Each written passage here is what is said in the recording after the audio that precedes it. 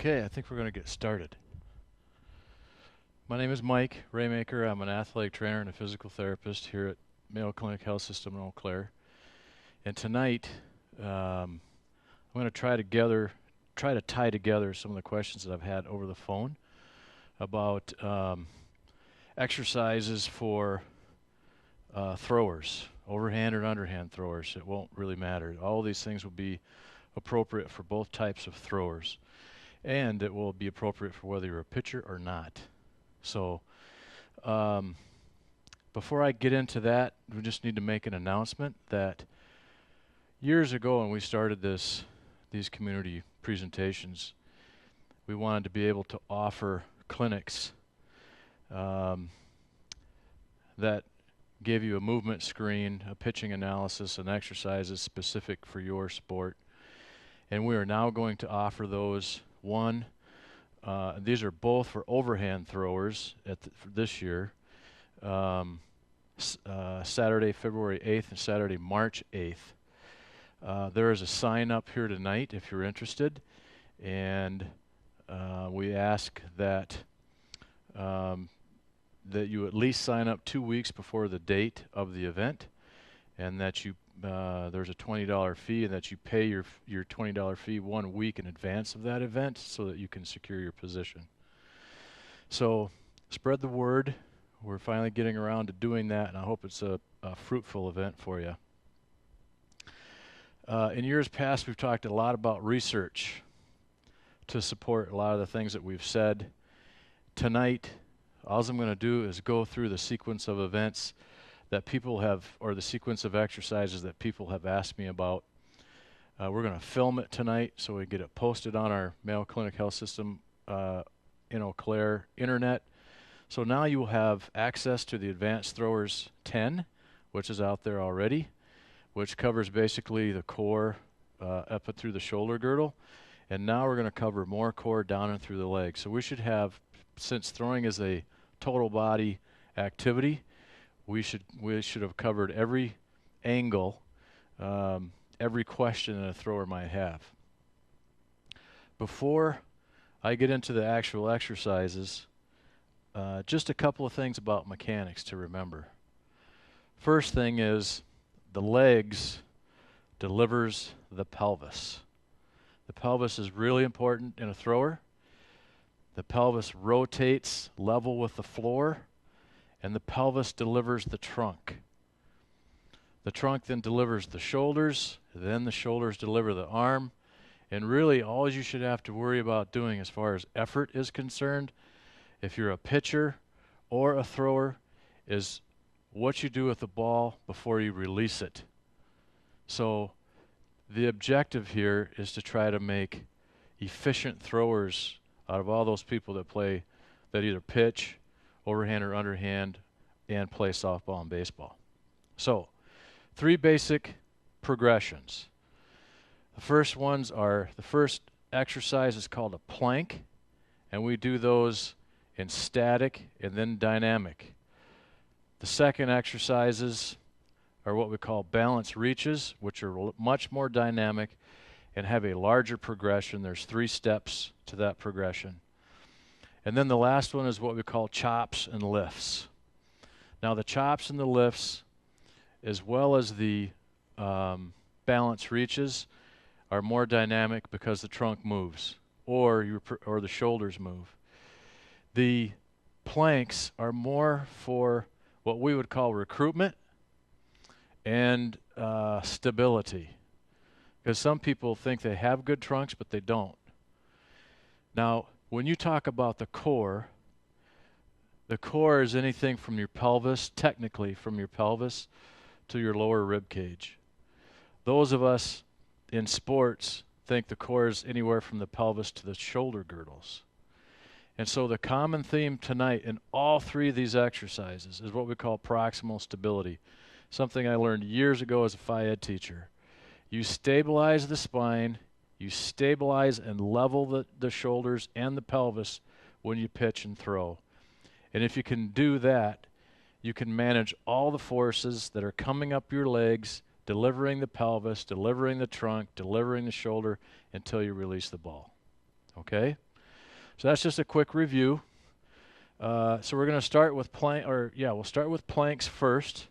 So I need a volunteer. Come on up.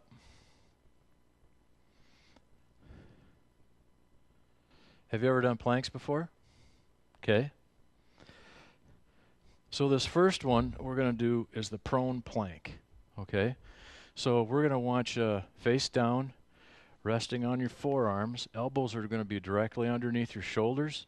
You're going to be resting on your toes, so they're like this. Okay?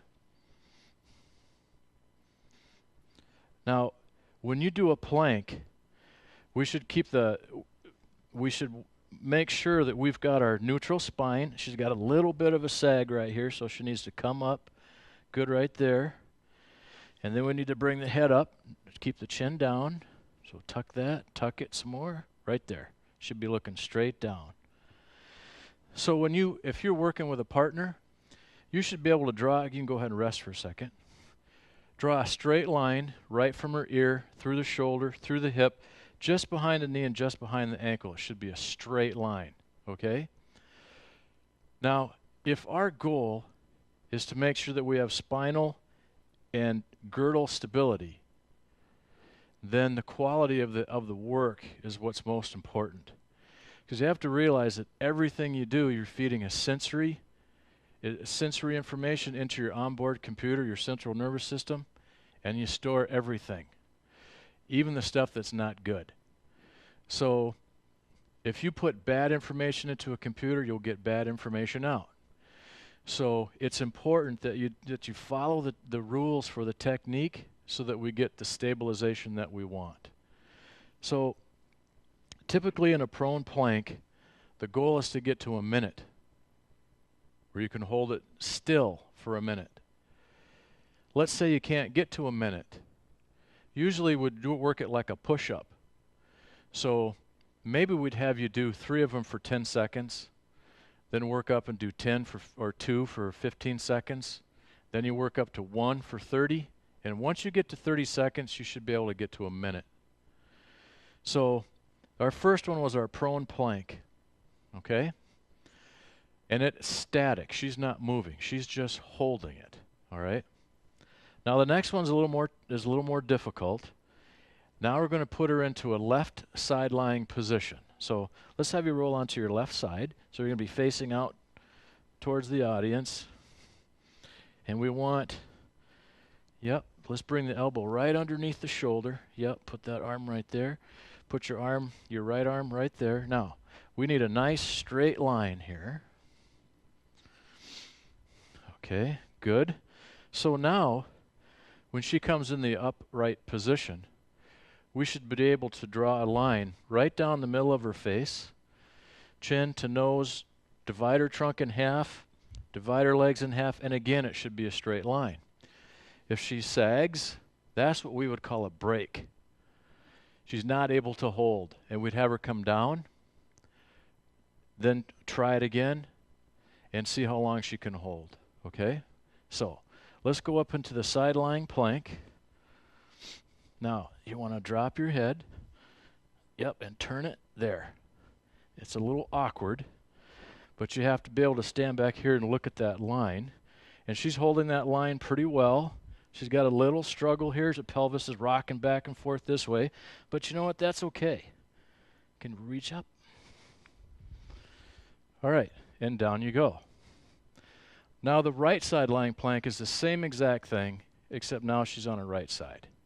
Okay, so I don't think we need to do that. So and we'd go through the same progressions. If she has difficulty, we'd do it like a push-up where she'd hold it for 10 seconds. 3 of those, work it to 2 reps at 15 seconds, work it up to 30 seconds, finally go to a minute. Okay? Now the next challenge would be to do dynamic planks. So now we'll go back to prone. So you're in that same position that we started out with earlier. And before you go up, what we're going to do, we're going to raise you up into that position, and then holding that good head position and shoulder position, you're going to walk. So you're going to raise this leg, put it up, back and forth. Okay? Now, when she's doing this plank and she's raising a leg, that's a nice long lever. It's going to load her spine and her core. And the responsibility of the core is to hold that line. Okay? So, let's get you up into that position. Yep, that looks good. Head looks good. Now, just raise one leg at a time and put it back down. Now that's good. Keep going. Notice how the pelvis has a mild rock back and forth. That's what happens when we walk, and that's what we want. She's getting her rear end up a little bit high, so drop, right there. But notice we don't have this big arch. Go ahead and go down. That was good. We don't want the arch. That would mean that would be a break. And we'd have to stop her, bring it to her attention, try to correct it. Okay? So that's a dynamic plank in prone. Now the side lying one's pretty hard. So let's go to left side lying. There's two options here.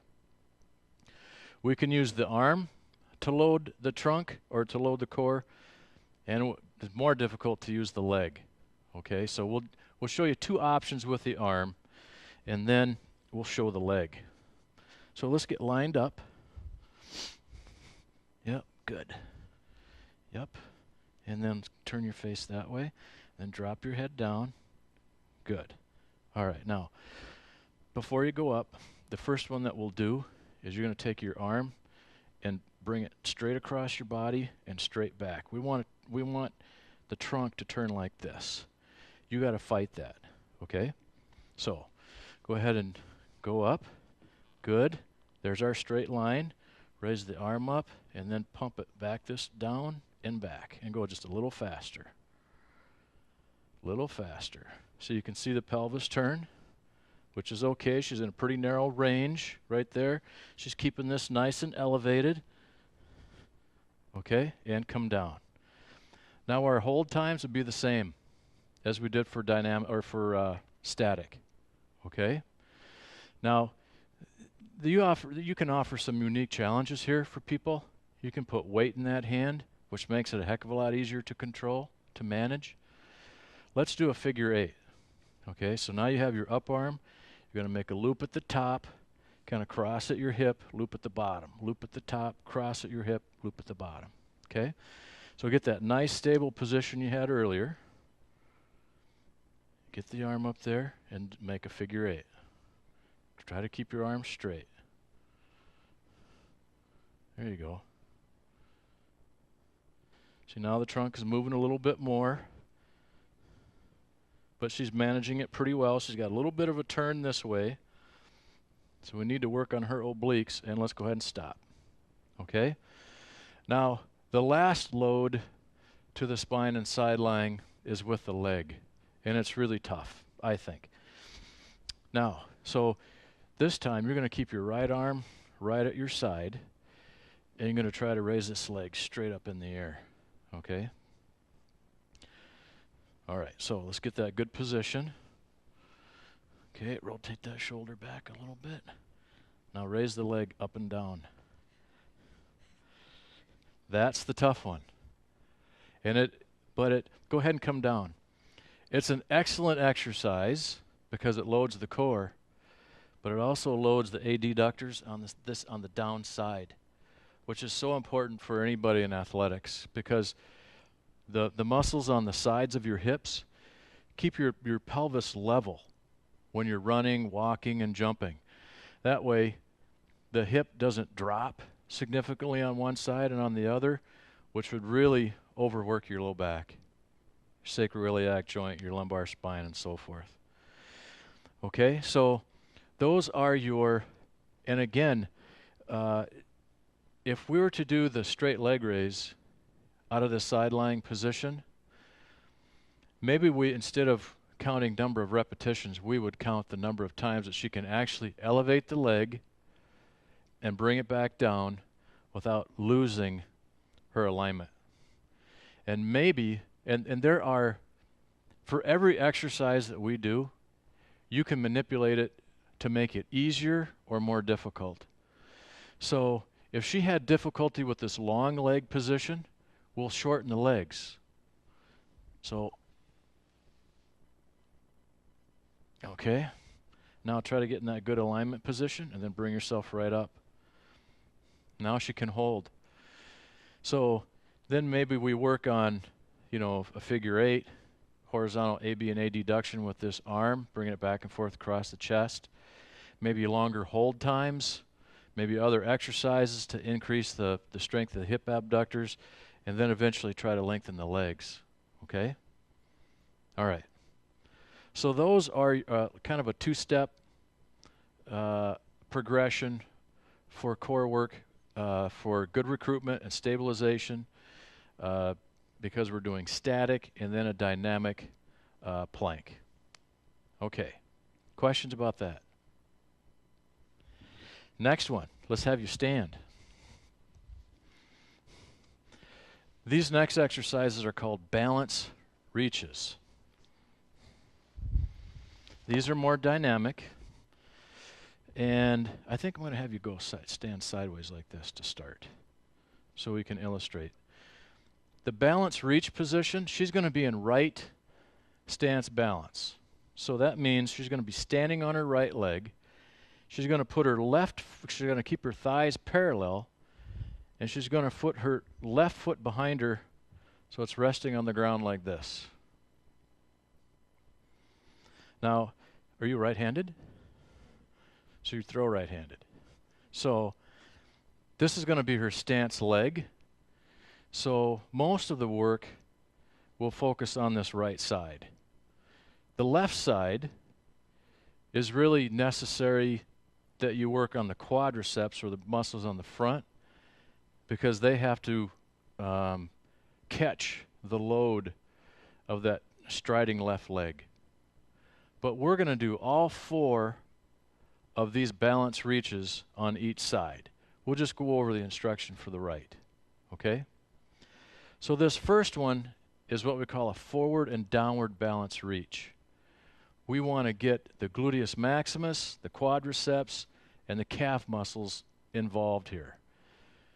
To get the gluteus maximus involved, which is your big hip muscle, we need to get the trunk to come forward. So what I'm going to do is I'm going to put my hands down in front of her right knee, and I'm going to ask her to hip hinge. Hip hinge means you've got a rod coming right through your hips, and the only thing that you can do is this. Okay? We're not rounding the back. We're just coming forward at the pelvis. That's going to lengthen our gluteus maximus so that we can shorten it later. Okay? So, with both your hands, keep the elbows straight. You're going to act like you're going to sit. You're going to sit down, and you're going to reach your hands down until you touch my hand, which is down here in front of your knee. Okay? Go ahead. And now, there's your hip hinge. Now sit. There. Then come back up. Okay? And then everything's come back up. So, now do it simultaneously. Sit and reach at the same time. There you go. Good. And right back up. Keep doing that.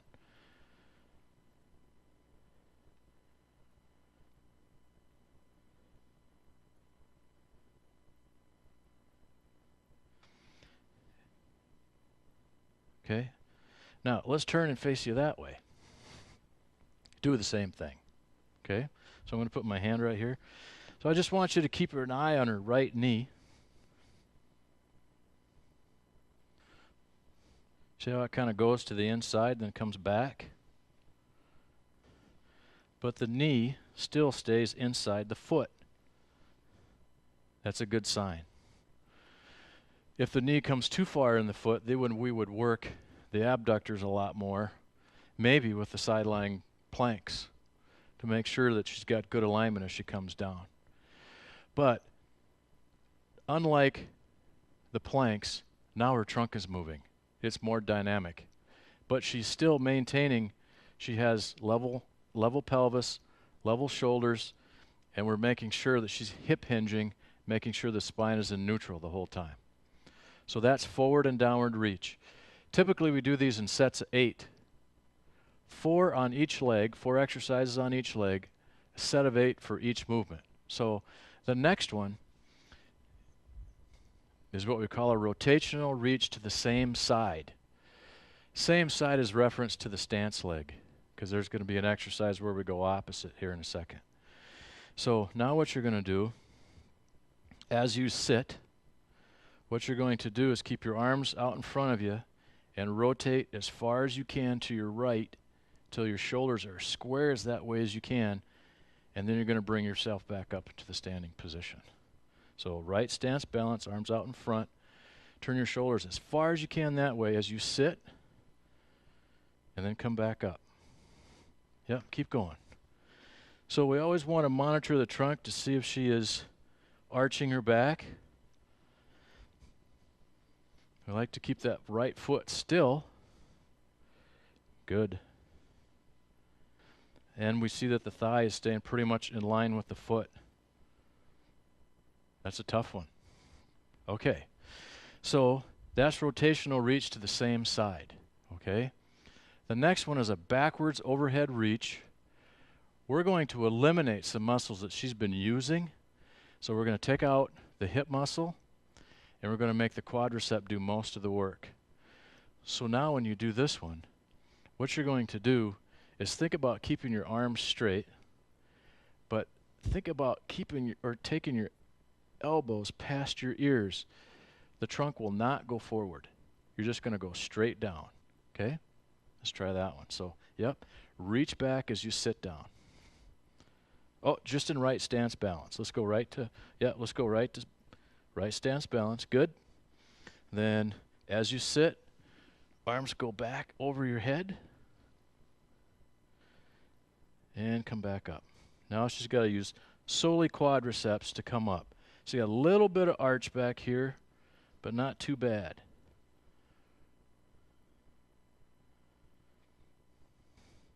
All right.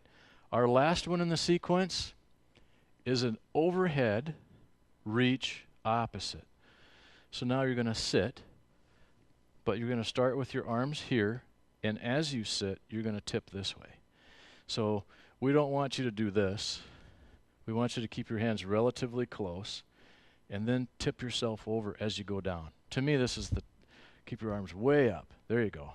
To me, this is a tough one. That's well done. Keep going.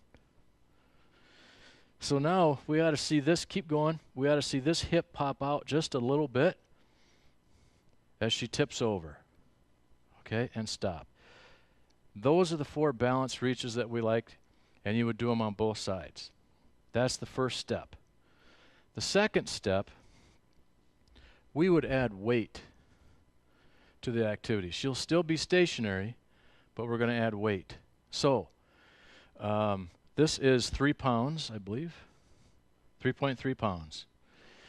Now remember, 2 pounds is 2 pounds right here.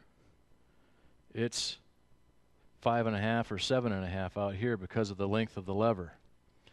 So we would want you to keep your arms full straight as you do all these exercises so that you really are now like you're weight training.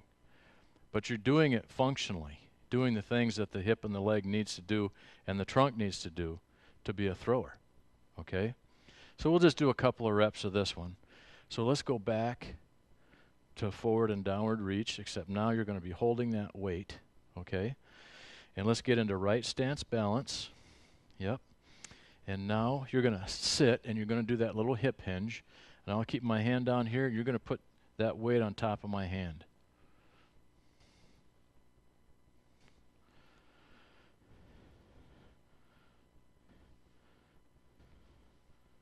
A little harder. Okay, good. All right. Now, let's go to rotational reach to the right. So keep the elbows straight. Rotate as far as you can to the right as you sit. A little more of a struggle to come off the bottom, which is good. We want that gluteus maximus to do all that work. Okay, good. Now let's go backwards overhead reach. Trunk stays up, right? We should see a little bit more wobble of the leg because now the quadricep is working a lot more. It's still within an acceptable range. And you can see she's getting tired because she didn't want to go too deep right there. Okay, let's stop you there. Are you getting tired? A little? Okay. Now, on this last one, it's the overhead reach opposite. Now you really got to work hard to keep your hands together. Okay?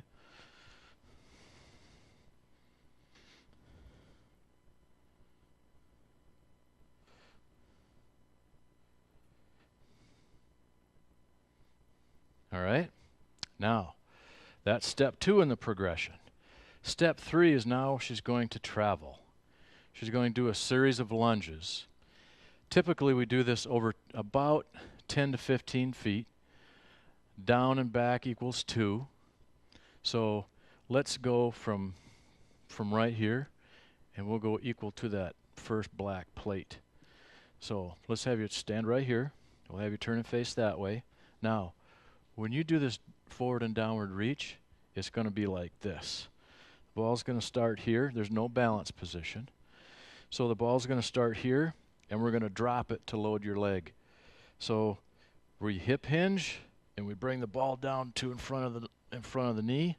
Then you take a step, and you hip hinge. And so now you're lunging this distance. And we'll go to this first black box. Okay? Good. Bring that ball all the way down in front of the knee. There you go.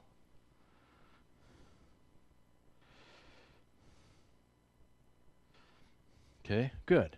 So there's our forward and downward reach. Now you're going to do your rotational reach.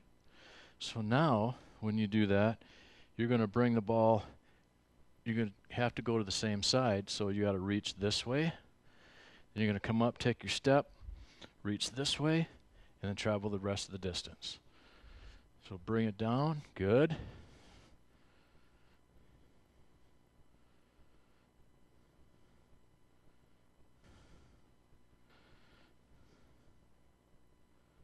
Okay. All right. Next one is the backward overhead reach. So now with every step, you're going to be going backwards with the ball. The trunk is going to stay upright, so you're going to look like this. Okay? Good. Now we want the quadriceps on the front of the thigh to do most of that work. All right. And the last one is your opposite overhead reach. So now you're going to be reaching, if you lunge right, you're going to be tipping left. When you lunge left, you're going to be tipping right. So the ball always goes opposite the lunging leg.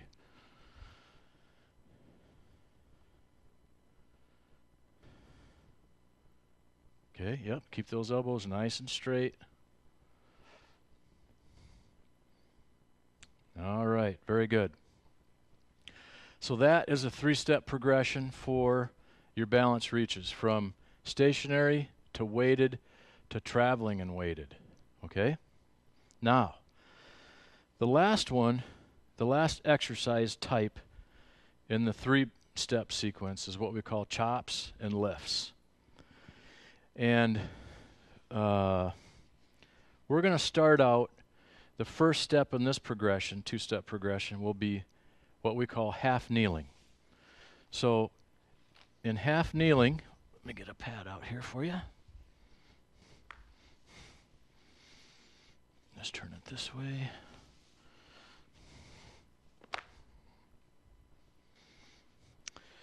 I want you to kneel facing that way. Let's put your left leg down and your right leg up, so you're in this half kneeling position. Okay. This is really important, how you get in, or the position before you start exercising, because we want this ankle to be directly underneath the knee, so inch that foot forward just a skosh. Yep. And then you can see her knee is a little bit inside her hip, so if you can bring your knee just a little bit outside the hip. Good. Now, the one thing you want to avoid in the 1/2 kneeling position is setting up the core muscles to have unequal length. So you have to make sure that the shoulders and the pelvis are level, just like we've talked about all along. So sometimes you need a mirror if you're working by yourself, or if you've got a partner, your partner can help you. What you do is you check the tops of her hips. Just by resting your hands on her hip bones. And she looks pretty level here. Good. Now sometimes people have difficulty getting their pelvis in a level position. Sometimes you need to put like a rolled towel underneath the stance knee to level out the pelvis so the muscles have equal length. If the muscles have unequal length, you're just going to perpetuate a poor position. So you got to make sure that the shoulders and the pelvis are level. Now, a chop. A chop is when you hold your hands approximately shoulder width apart, straight out in front of you, palms down. And so let's go ahead and get into that position. So in a chop, the resistance is going to be to her right and behind her. So her arms are going to travel back here, like so. And when she pulls on this resistance, she's going to bring them just in a mild diagonal so her hands wind up in front of her left hip. Okay? If she was going to do a lift, her hands are going to start here, and they're going to travel up in that same diagonal, winding up here. So she's in one half kneeling right, doing a right to left chop, and a left to right lift, if you want to be technical about it, okay? Now, we would switch her. She could just go ahead and stay right there, relax for a second. Then we would switch her into one half kneeling left, get her in that good stable position, set her up for chops and lifts in the opposite direction, okay? Now, most of us think that if you're going to challenge this exercise, you add more resistance, but you don't. Before you ever add additional resistance, she has to and we're going to use a band just for ease of illustration. You can use pulley systems, all different types of things. But before you would add resistance to this position, she's got to put this right foot directly in front of this knee. So now move your foot over here.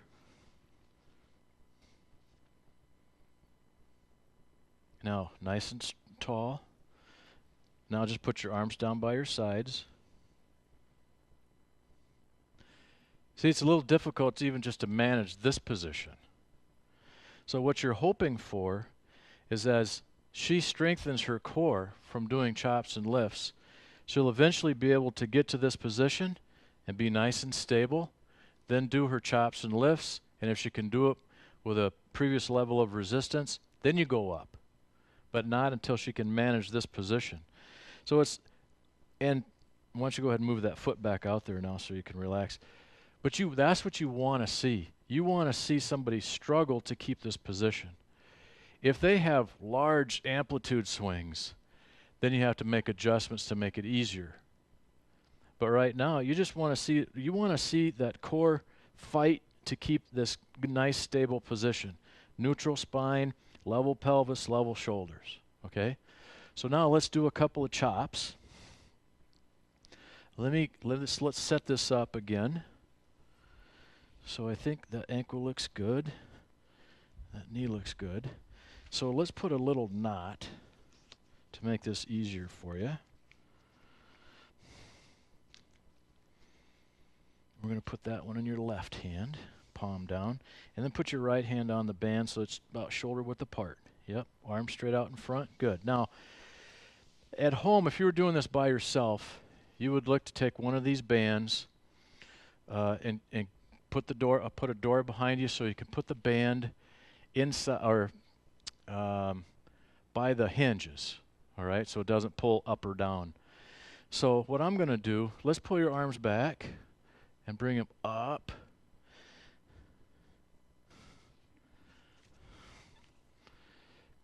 And now pull down, keeping this same width here. Pull those hands down so they're in front of your left hip. Okay, and then bring them right back up. Now, what she should feel right here is a pull. She should feel this right here, and her belly, her core is fighting that. Go ahead and pull down. The other thing that she ought to feel is a twist that her trunk fights. You're only supposed to do about somewhere between 6 or 12 of these. And let's stop you there. And now, let's do a lift. So now let's put the knot in this hand so it's a little easier to hold on. Same shoulder width grip. Both hands are down. And so now you want to pick up that same diagonal. So now she'd be facing a door with this in the hinge. I'll have to see what. Okay. So it's down like this. Now raise those hands way nice and high. Yep, good. Bring it back down. Try to lead a little bit more with that right hand. And that's okay. We want to see that. We want to see that struggle. Go ahead and keep going. See, one of the things that she does that's common is she likes to arch her back. Okay? And she's not quite at the full range, so what I'm going to do is loosen this up a little bit and see if she avoids the arch in their back and she gets to a fuller range. Okay, take it back a little bit more. That's better. No arch, that's good. Okay, so that would be the chop and the lift. 1/2 kneeling right. You also need to do them in 1/2 kneeling left. So that's the first step. Okay, let's go ahead and step off of the mat. Hold on to that for me. Now we're going to do chops and lifts in standing, or I would say partial standing. So now she's a thrower. We're going to put her in this position right here, and we'll go to the left now since we did the other ones on the right. Yeah. So now you're going to be like this. And if you're a pitcher, we're going to have you put your rear foot on the rubber, and we're going to have you put your lead foot pointing at your target. If you're a thrower, you don't need to be as perpendicular. So you're going to be like this. And now, let's put the knot in your right hand. Yep. Shoulder width grip, palms are down. So now, her center of gravity is higher. It's going to be a little harder for her to manage this position. So we're going to do a chop. So let's bring it way back. So you're going to bring your arms way back up here. And you're going to pull that thing down in front of your right hip.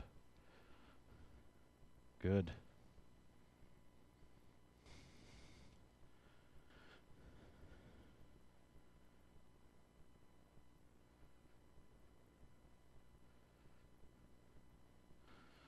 I'm not back far enough here. There, that's a little tougher. They pay me to do this, you know. Okay, good. Now, stay right there. Let's reverse the knot in the other hand. And now we'll do a lift. So now you're going to start down there, right there. And I'll try to find that same diagonal here. Okay. Then lift way up over your left shoulder. Lead with that left arm. There you go.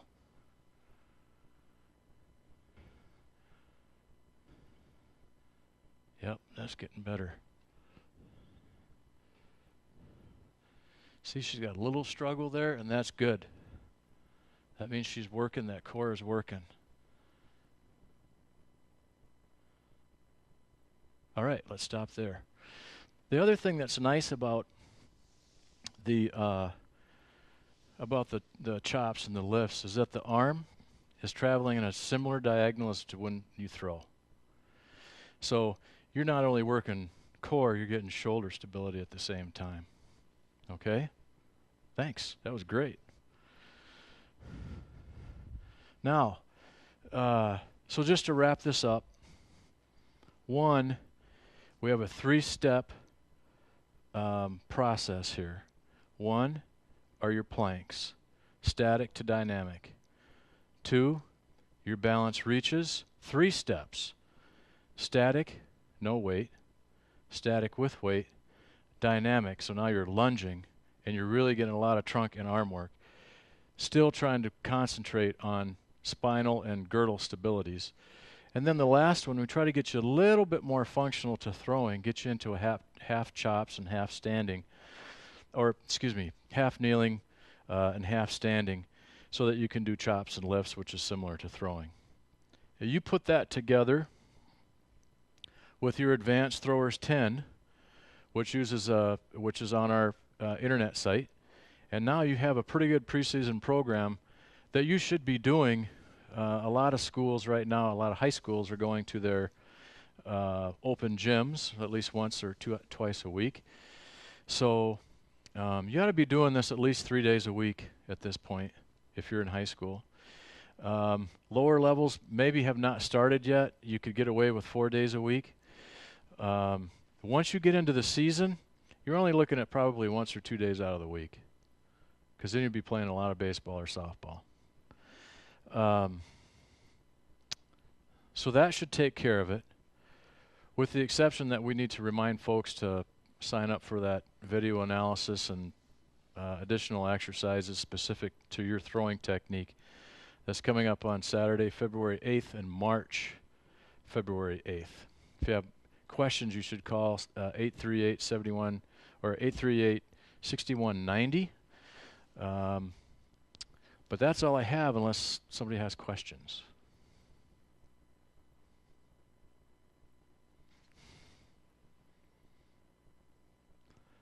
I think we're good. Thanks for coming out, guys.